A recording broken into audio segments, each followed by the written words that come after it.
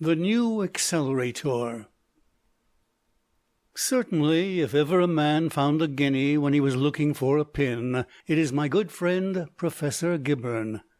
I have heard before of investigators overshooting the mark, but never quite to the extent that he has done. He has really, this time at any rate, without any touch of exaggeration in the phrase, found something to revolutionize human life, and that when he was simply seeking an all-round nervous stimulant to bring languid people up to the stresses of these pushful days. I have tasted the stuff now several times, and I cannot do better than describe the effect the thing had on me. That there are astonishing experiences in store for all in search of new sensations will become apparent enough. Professor Gibberne, as many people know, is my neighbor in Folkestone.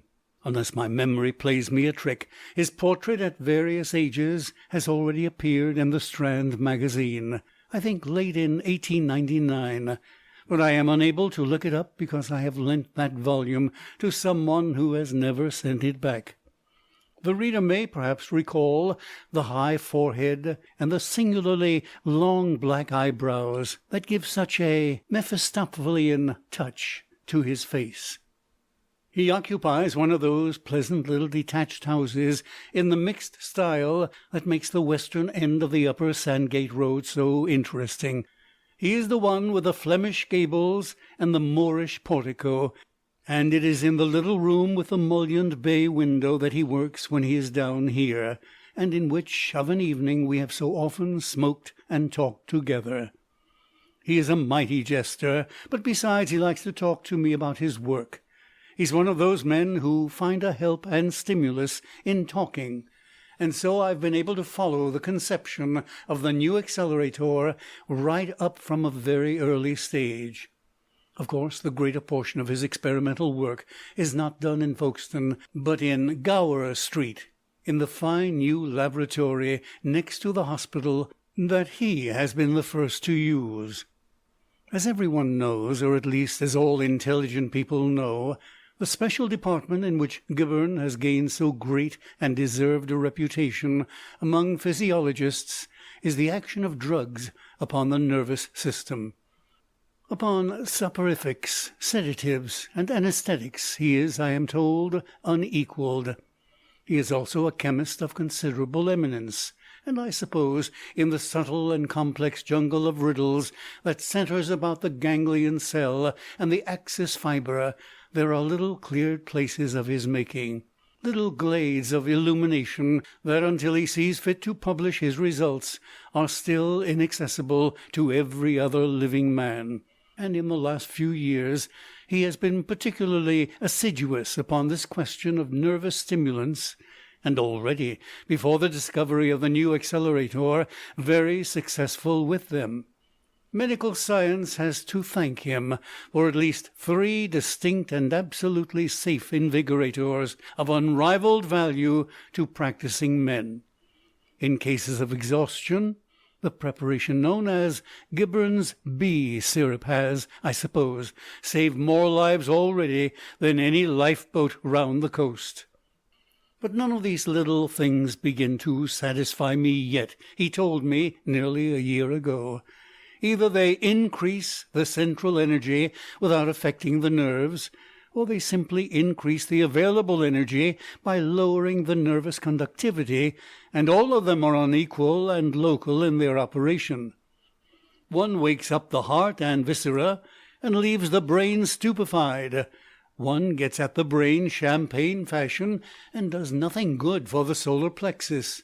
And what I want, and what, if it's an earthly possibility, I mean to have, is a stimulant that stimulates all round, that wakes you up for a time from the crown of your head to the tip of your great toe, and makes you go 2 or even 3 to everybody's else's 1.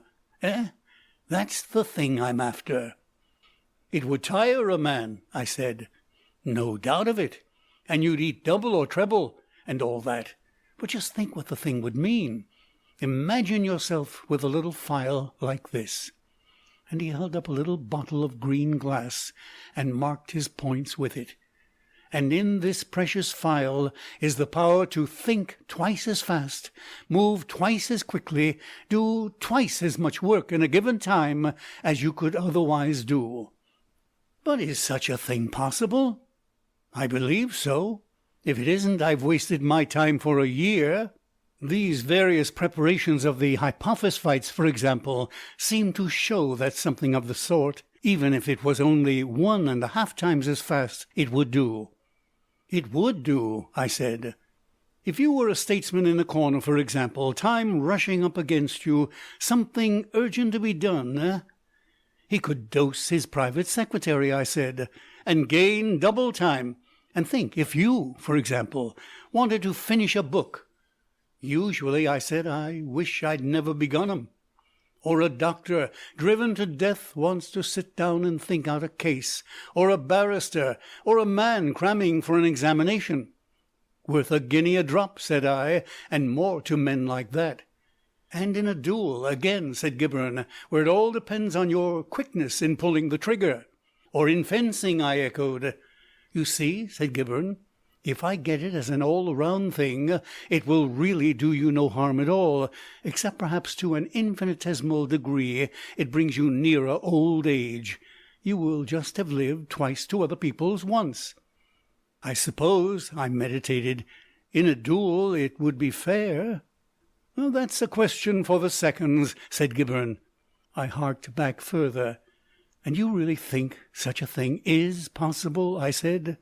"As possible," said Gibberne, and glanced at something that went throbbing by the window, "as a motor bus. As a matter of fact—" He paused and smiled at me deeply, and tapped slowly on the edge of his desk with a green file. "I think I know the stuff. Already I've got something coming." The nervous smile upon his face betrayed the gravity of his revelation. He rarely talked of his actual experimental work unless things were very near the end. "And it may be, I shouldn't be surprised, it may even do the thing at a greater rate than twice." "It will be rather a big thing," I hazarded. "It will be, I think, rather a big thing." But I don't think he quite knew what a big thing it was to be, for all that. I remember we had several talks about the stuff after that. The new Accelerator, he called it, and his tone about it grew more confident on each occasion. Sometimes he talked nervously of unexpected physiological results its use might have, and then he would get a little unhappy. At others he was frankly mercenary, and we debated long and anxiously how the preparation might be turned to commercial account. "It's a good thing," said Gibberne, "a tremendous thing. I know I'm giving the world something, and I think it only reasonable we should expect the world to pay. The dignity of science is all very well, but I think somehow I must have the monopoly of the stuff for, say, 10 years. I don't see why all the fun in life should go to the dealers in ham." My own interest in the coming drug certainly did not wane in the time. I have always had a queer little twist towards metaphysics in my mind. I have always been given to paradoxes about space and time, and it seemed to me that Gibberne was really preparing no less than the absolute acceleration of life. Suppose a man repeatedly dosed with such a preparation. He would live an active and record life indeed, but he would be an adult at 11, middle-aged at 25, and by 30 well on the road to senile decay. It seemed to me that so far Gibberne was only going to do for anyone who took his drug exactly what nature has done for the Jews and Orientals, who are men in their teens and aged by 50, and quicker in thought and act than we are all the time. The marvel of drugs has always been great to my mind. You can madden a man, calm a man, make him incredibly strong and alert, or a helpless log, quicken this passion and allay that, all by means of drugs. And here was a new miracle to be added to this strange armory of phials the doctors use. But Gibberne was far too eager upon his technical points to enter very keenly into my aspect of the question. It was the 7th or 8th of August when he told me the distillation that would decide his failure or success for a time was going forward as we talked. And it was on the 10th that he told me the thing was done, and the new Accelerator a tangible reality in the world. I met him as I was going up the Sandgate Hill toward Folkestone. I think I was going to get my hair cut, and he came hurrying down to meet me. I suppose he was coming to my house to tell me at once of his success. I remember that his eyes were unusually bright and his face flushed, and I noted even then the swift alacrity of his step. "It's done!" he cried, and gripped my hand, speaking very fast. "It's more than done. Come up to my house and see." "Really?" "Really!" he shouted. "Incredibly! Come up and see." "And it does twice?" "It does more, much more. It scares me. Come up and see the stuff. Taste it. Try it. It's the most amazing stuff on earth." He gripped my arm, and walking at such a pace that he forced me into a trot, went shouting with me up the hill. A whole char-a-banc full of people turned and stared at us in unison, after the manner of people in Chars-a-Banc.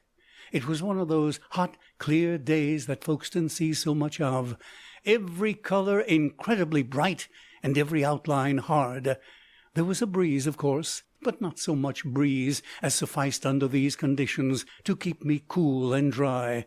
I panted for mercy. "I'm not walking fast, am I?" cried Gibberne, and slackened his pace to a quick march. "You've been taking some of this stuff," I puffed. "No," he said. "Well, at the utmost a drop of water that stood in a beaker from which I had washed out the last traces of the stuff. I took some last night, you know, but that is ancient history now." "And it goes twice?" I said, nearing his doorway in a grateful perspiration. "It goes 1,000 times. Many thousand times," cried Gibberne, with a dramatic gesture, flinging open his early English carved oak gate. "Phew!" said I, and followed him to the door. "I don't know how many times it goes," he said, with his latchkey in his hand. "And you—" "It throws all sorts of light on nervous physiology. It kicks the theory of vision into a perfectly new shape. Heaven knows how many thousand times. We'll try all that after. The thing is to try the stuff now." "Try the stuff?" I said, as we went along the passage. "Rather," said Gibberne, turning on me in his study. "There it is in that little green phial there, unless you happen to be afraid." I am a careful man by nature, and only theoretically adventurous. I was afraid. But on the other hand, there is pride. "Well," I haggled, "you say you've tried it?" "I've tried it," he said, "and I don't look hurt by it, do I? I don't even feel livery, and I feel—" I sat down. "Give me the potion," I said. "If the worst comes to the worst, it will save having my hair cut, and that, I think, is one of the most hateful duties of a civilized man. How do you take the mixture?" "With water," said Gibberne, whacking down a carafe. He stood up in front of his desk and regarded me in his easy chair. His manner was suddenly affected by a touch of the Harley Street specialist. "It's rum stuff, you know," he said. I made a gesture with my hand. "I must warn you in the first place, as soon as you've got it down, to shut your eyes and open them very cautiously in a minute or so's time. One still sees. The sense of vision is a question of length of vibration, and not of multitude of impacts. But there's a kind of shock to the retina, a nasty, giddy confusion just at the time, if the eyes are open. Keep 'em shut." "Shut," I said. "Good. And the next thing is, keep still. Don't begin to whack about. You may fetch something of a nasty rap if you do. Remember, you will be going several thousand times faster than you ever did before. Heart, lungs, muscles, brain, everything. And you will hit hard without knowing it. You won't know it, you know. You'll feel just as you do now.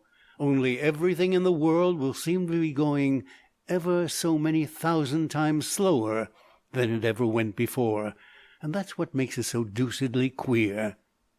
"Lor," I said, "and you mean—" "You'll see," said he, and took up a little measure.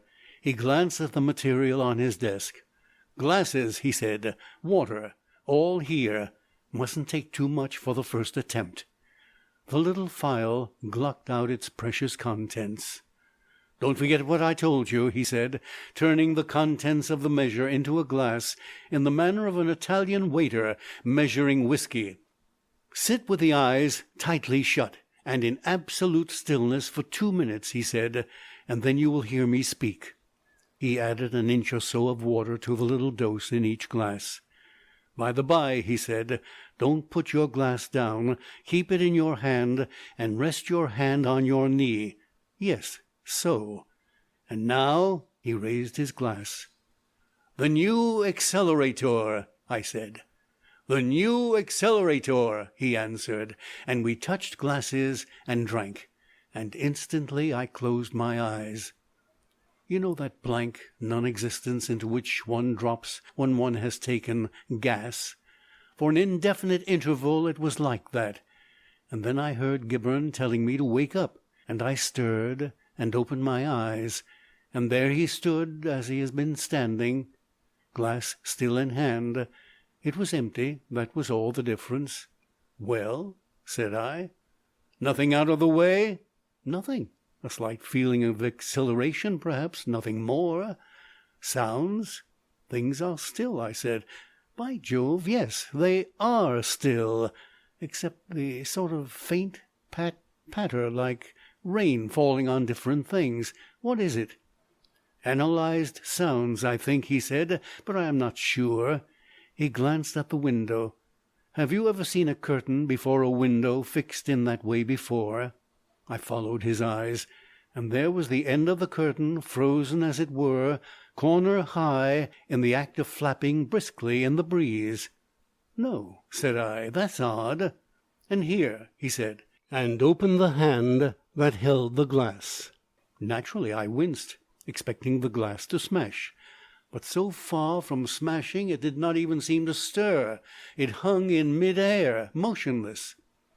"Roughly speaking," said Gibberne, "an object in these latitudes falls 16 feet in the first second. This glass is falling 16 feet in a second now, only you see it hasn't been falling yet for the 100th part of a second, and that gives you some idea of the pace of my Accelerator." And he waved his hand round and round, over and under the slowly sinking glass. And finally he took it by the bottom, pulled it down, and placed it very carefully on the table. "Eh?" he said to me, and laughed. "That seems all right," I said, and began very gingerly to raise myself from my chair. I felt perfectly well, very light and comfortable, and quite confident in my mind. I was going fast all over. My heart, for example, was beating 1,000 times a second, but that caused me no discomfort at all. I looked out of the window. An immovable cyclist, head down and with a frozen puff of dust behind his driving wheel, scorched to overtake a galloping char-a-banc that did not stir. I gaped in amazement at this incredible spectacle. "Gibberne," I cried, "how long will this confounded stuff last?" "Heaven knows," he answered. "Last time I took it, I went to bed and slept it off. I tell you, I was frightened. It must have lasted some minutes, I think. It seemed like hours. But after a bit it slows down rather suddenly, I believe." I was proud to observe that I did not feel frightened, I suppose because there were 2 of us. "Why shouldn't we go out?" I asked. "Why not?" "They'll see us." "Not they. Goodness knows. Why, we shall be going 1,000 times faster than the quickest conjuring trick that was ever done. Come along. Which way shall we go, window or door?" And out by the window we went. Assuredly, of all the strange experiences that I have ever had or imagined, or read of other people having or imagining, that little raid I made with Gibberne on the Folkestone Leas, under the influence of the new Accelerator, was the strangest and maddest of all. We went out by his gate onto the road, and there we made a minute examination of the statuesque passing traffic, the tops of the wheels and some of the legs of the horses of this char-a-banc, the end of the whiplash, and the lower jaw of the conductor, who was just beginning to yawn, was perceptibly in motion, but all the rest of the lumbering conveyance seemed still. and quite noiseless, except for a faint rattling that came from one man's throat. And as parts of this frozen edifice there were a driver, you know, and a conductor, and 11 people. The effect as we walked about the thing began to be being madly queer, and ended by being disagreeable. There they were, people like ourselves, and yet not like ourselves, frozen in careless attitudes, caught in mid-gesture. A girl and a man smiled at one another, a leering smile that threatened to last for evermore. A woman in a floppy capeline rested her arm on the rail and stared at Gibberne's house with the unwinking stare of eternity. A man stroked his moustache like a figure of wax, and another stretched a tiresome stiff hand with extended fingers toward his loosened hat. We stared at them. We laughed at them. We made faces at them, and then a sort of disgust of them came upon us, and we turned away and walked round in front of the cyclist toward the Leas. "Goodness!" cried Gibberne suddenly. "Look there!" He pointed, and there at the tip of his finger, and sliding down the air with wings flapping slowly, and at the speed of an exceptionally languid snail, was a bee. And so we came out upon the Leas. There the thing seemed madder than ever. The band was playing in the upper stand, though all the sound it made for us was a low-pitched, wheezy rattle, a sort of prolonged last sigh that passed at times into a sound like the slow, muffled ticking of some monstrous clock. Frozen people stood erect, strange, silent, self-conscious looking dummies hung unstably in mid-stride, promenading upon the grass. I passed close to a little poodle dog suspended in the act of leaping, and watched the slow movement of his legs as he sank to earth. "Lord, look here!" cried Gibberne, and we halted for a moment before a magnificent person in white, faint striped flannels, white shoes, and a Panama hat, who turned back to wink at 2 gaily dressed ladies he had passed. A wink, studied with such leisurely deliberation as we could afford, is an unattractive thing. It loses any quality of alert gaiety, and one remarks that the winking eye does not completely close, that under its drooping lid appears the lower edge of an eyeball and a little line of white. "Heaven give me memory," said I, "and I will never wink again." "Or smile," said Gibberne, with his eye on the lady's answering teeth. "It's infernally hot somehow," said I. "Let's go slower." "Oh, come along," said Gibberne. We picked our way among the bath chairs in the path. Many of the people sitting in the chairs seemed almost natural in their passive poses, but the contorted scarlet of the bandsman was not a restful thing to see. A purple-faced little gentleman was frozen in the midst of a violent struggle to refold his newspaper against the wind. There were many evidences that all these people in their sluggish way were exposed to a considerable breeze, a breeze that had no existence so far as our sensations went. We came out and walked a little way from the crowd, and turned and regarded it. To see all that multitude changed to a picture smitten rigid, as it were, into the semblance of realistic wax, was impossibly wonderful. It was absurd, of course, but it filled me with an irrational, an exultant sense of superior advantage. Consider the wonder of it. All that I had said and thought and done since the stuff had begun to work in my veins had happened, so far as those people, so far as the world in general went, in the twinkling of an eye. "The new Accelerator," I began, but Gibberne interrupted me. "There's that infernal old woman," he said. "What old woman?" "Lives next door to me," said Gibberne. "Has a lapdog that yaps. Gods, the temptation is strong." There is something very boyish and impulsive about Gibberne at times. Before I could expostulate with him, he had dashed forward, snatched the unfortunate animal out of visible existence, and was running violently with it toward the cliff of the Leas. It was most extraordinary. The little brute, you know, didn't bark or wriggle or make the slightest sign of vitality. It kept quite stiffly in an attitude of somnolent repose, and Gibberne held it by the neck. It was like running about with a dog of wood. "Gibberne," I cried, "put it down!" Then I said something else. "If you run like that, Gibberne," I cried, "you'll set your clothes on fire. Your linen trousers are going brown as it is." He clapped his hand on his thigh and stood hesitating on the verge. "Gibberne," I cried, coming up, "put it down. This heat is too much. It's our running so. 2 or 3 miles a second. Friction of the air." "What?" he said, glancing at the dog. "Friction of the air," I shouted. "Friction of the air. Going too fast, like meteorites and things. Too hot. And Gibberne, I'm all over prickling and a sort of perspiration. You can see people stirring slightly. I believe the stuff's working off. Put that dog down." "Eh?" he said. "It's working off," I repeated. "We're too hot, and the stuff's working off. I'm wet through." He stared at me, then at the band, the wheezy rattle of whose performance was certainly going faster, and then with a tremendous sweep of the arm he hurled the dog away from him, and it went spinning upward, still inanimate, and hung at last over the grouped parasols of a knot of chattering people.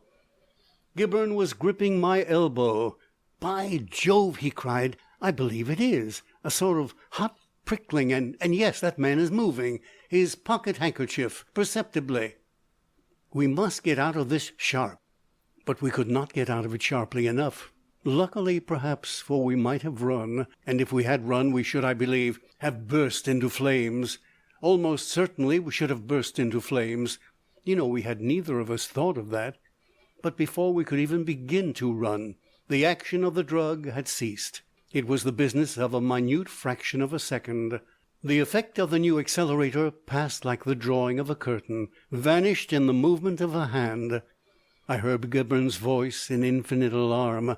"Sit down," he said, and flop, down upon the turf at the edge of the leaves I sat, scorching as I sat. There is a patch of burnt grass there still, where I sat down. The whole stagnation seemed to wake up as I did. The disarticulated vibration of the band rushed together into a blast of music. The promenaders put their feet down and walked their ways. The papers and flags began flapping. Smiles passed into words. The winker finished his wink and went on his way complacently, and all the seated people moved and spoke. The whole world had come alive again, was going as fast as we were, or rather we were going no faster than the rest of the world. It was like slowing down as one comes into a railway station. Everything seemed to spin round for a second or two. I had the most transient feeling of nausea, and that was all. And the little dog, which had seemed to hang for a moment when the force of Gibberne's arm was expended, fell with a swift acceleration clean through a lady's parasol. That was the saving of us, unless it was for one corpulent old gentleman in a bath chair, who certainly did start at the sight of us, and afterwards regarded us at intervals with a darkly suspicious eye, and finally, I believe, said something to his nurse about us. I doubt if a solitary person remarked our sudden appearance among them. Plop! We must have appeared abruptly. We ceased to smoulder almost at once, though the turf beneath me was uncomfortably hot. The attention of everyone, including even the Amusements Association band, which on this occasion, for the only time in its history, got out of tune, was arrested by the amazing fact, and the still more amazing yapping and uproar caused by the fact that a respectable, overfed lap-dog, sleeping quietly to the east of the bandstand, should suddenly fall through the parasol of a lady on the west, in a slightly singed condition, due to the extreme velocity of its movements through the air. In these absurd days, too, when we're all trying to be as psychic and silly and superstitious as possible, people got up and trod on other people, chairs were overturned, the Leas policeman ran. How the matter settled itself I do not know. We were much too anxious to disentangle ourselves from the affair and get out of range of the eye of the old gentleman in the bath chair to make minute inquiries. As soon as we were sufficiently cool and sufficiently recovered from our giddiness and nausea and confusion of mind to do so, we stood up, and skirting the crowd, directed our steps back along the road below the Metropole toward Gibberne's house. But amidst the din, I heard very distinctly the gentleman who had been sitting beside the lady of the ruptured sunshade using quite unjustifiable threats and language to one of those chair attendants who have "Inspector" written on their caps. "If you didn't throw the dog," he said, "who did?" The sudden return of movement and familiar noises, and our natural anxiety about ourselves, our clothes were still dreadfully hot, and the front of the thighs of Gibbon's white trousers were scorched a drabbish brown, prevented the minute observations I should have liked to make on all these things. Indeed, I really made no observations of any scientific value on that return. The bee, of course, had gone. I looked for that cyclist, but he was already out of sight as we came into the upper Sandgate road, or hidden from us by traffic. The char-a-banc, however, with its people now all alive and stirring, was clattering along at a spanking pace almost abreast of the nearer church. We noted, however, that the window-sill on which we had stepped in getting out of the house was slightly singed, and that the impressions of our feet on the gravel of the path were unusually deep. And so it was I had my first experience of the new Accelerator. Practically, we had been running about and saying and doing all sorts of things in the space of a second or so of time. We had lived half an hour, while the band had played perhaps 2 bars. But the effect it had upon us was that the whole world had stopped for our convenient inspection. Considering all things, and particularly considering our rashness in venturing out of the house, the experience might certainly have been much more disagreeable than it was. It showed, no doubt, that Gibbon had still much to learn before his preparation is a manageable convenience. But its practicability it certainly demonstrated beyond all cavil. Since that adventure he has been steadily bringing its use under control, and I have several times, and without the slightest bad result, taken measured doses under his direction, though I must confess I have not yet ventured abroad again while under its influence. I may mention, for example, that this story has been written at one sitting and without interruption except for the nibbling of some chocolate. By its means I began at 6:25, and my watch is now very nearly at the minute past the half hour. The convenience of securing a long, uninterrupted spell of work in the midst of a day full of engagements cannot be exaggerated. Gibbon is now working at the quantitative handling of his preparation, with especial reference to its distinctive effects upon different types of constitution. He then hopes to find a retarder with which to dilute its present rather excessive potency. The retarder will, of course, have the reverse effect to the Accelerator. Used alone, it should enable the patient to spread a few seconds over many hours of ordinary time, and so to maintain an apathetic inaction, a glacier-like absence of alacrity, amidst the most animated or irritating surroundings. The two things together must necessarily work an entire revolution in civilized existence. It is the beginning of our escape from that time garment of which Carlyle speaks. While this Accelerator will enable us to concentrate ourselves with tremendous impact upon any moment or occasion that demands our utmost sense and vigor, the retarder will enable us to pass in passive tranquillity through infinite hardship and tedium. Perhaps I am a little optimistic about the retarder, which has indeed still to be discovered, but about the Accelerator there is no possible sort of doubt whatever. Its appearance upon the market in a convenient, controllable, and assimilable form is a matter of the next few months. It will be obtainable of all chemists and druggists in small green bottles, at a high, but considering its extraordinary qualities, by no means excessive price.